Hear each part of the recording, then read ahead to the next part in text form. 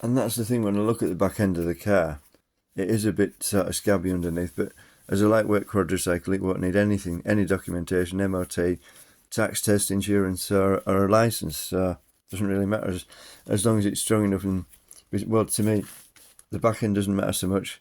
The chassis rails between the front end and the back end are fine. It's just the actually the axle mountings look a bit. There's a lot of scab on them. That's the technical term for rust.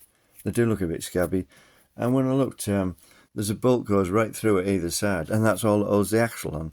And it goes through a flipping piece of sheet steel. That's not strong, and it clamps the whole lot onto, presses, clamps that to the beam axle, and then the other side it goes into a captivated nut, which is literally spot welded on. But the clamping force comes from the compression by the bolt. But it's not, to me, that's not very secure.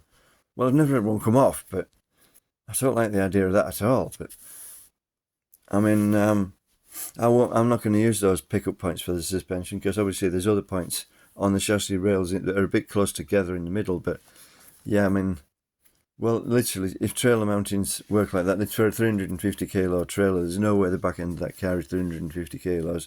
If it's for a trailer, it should be good enough. I might have to put shock absorbers on because it'll bounce a bit, but that's the thing, it won't be tested if it doesn't have an MOT. But, well, for your own safety, really, it should have those on, and I'll have to put those on the front. And I've literally got rubber cone springs for an Austin Mini. You can get them cheap, they'll do the job.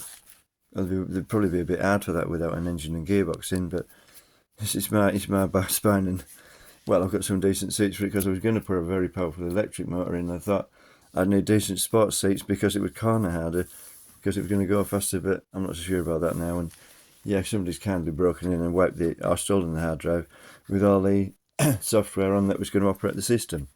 So I can't do that now.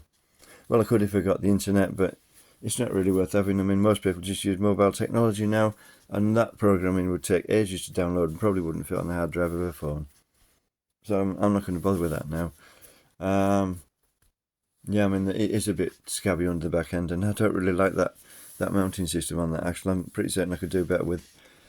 Well, if it's good enough for a trailer, surely it's good enough for a car, and it's overdone anyway. And it's very simple and a lot lighter than a beam axle, and probably just as strong. The front end really, well, the front subframe is far too heavy. Yeah, I can use the pickup points, and I bet, what's the betting? The mini cones will go straight into the original strut mounts. There's a good chance they will put them onto the rubber mountings for the strut mounts, because the way they're flipping the front struts mount, it's ridiculous. Most suspension struts have 3 bolts on the mounting, but it is a bit mad that they put a cap there, not just well, 2 lock nuts will be better locking against each other. But how do they do it? Locking nuts, not nail lock, steel locking nuts. They literally clamp the bolt that they go onto. But what do they go onto?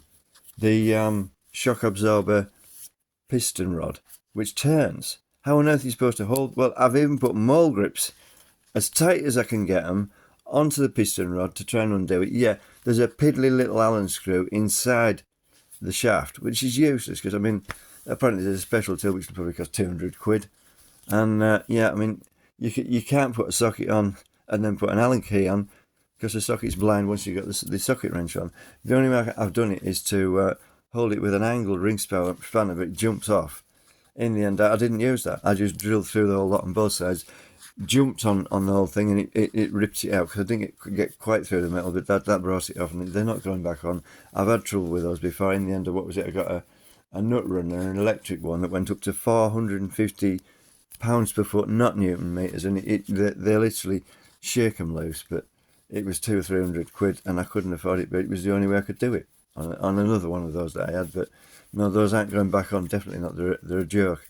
But when I look at the strut mounts on other cars, yeah, the piston rod is the mounting, but it's the mounting itself to the car has 3 bolts, so it won't turn as you undo the nut. And yeah, you could probably hold them a lot better than the ones on that car when you take the strut mounts off the car. But yeah, it's an absolute pain disconnecting them.